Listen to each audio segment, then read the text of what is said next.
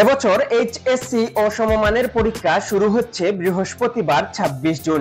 এবার ৯টি সাধারণ শিক্ষা বোর্ড, বাংলাদেশ মাদ্রাসা শিক্ষা বোর্ড ও বাংলাদেশ কারিগরি শিক্ষা বোর্ডে নিয়মিত ও অনিয়মিত মিলিয়ে মোট পরীক্ষার্থী ১২,৫১,১১১ জন।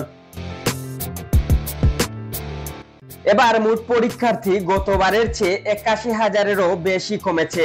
৩ বছরের মধ্যে এবারই পরীক্ষার্থী সবচেয়ে কম।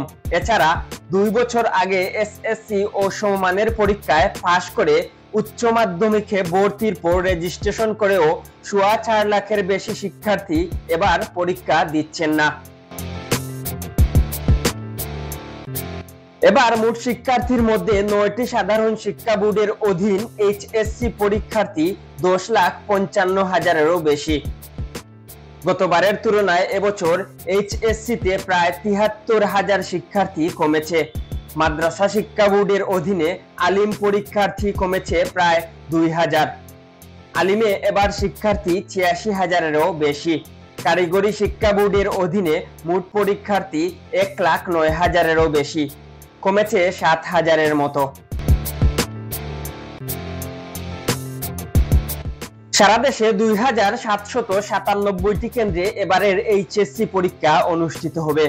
এ পরীক্ষার কারণে আগামী ১৫ আগস্ট পর্যন্ত সারা দেশে সব ধরনের কোচিং সেন্টার বন্ধ রাখার ঘোষণা দিয়েছে শিক্ষা মন্ত্রণালয়।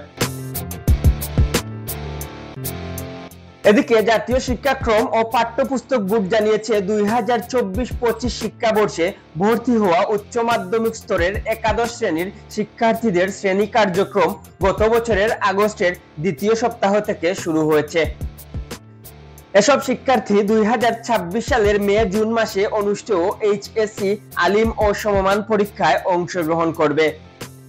এসব পরীক্ষা পূর্ণাঙ্গ পাঠ্যসূচি অনুযায়ী সব বিষয়ে পূর্ণ সময়ে ও পূর্ণ নম্বরে অনুষ্ঠিত হবে।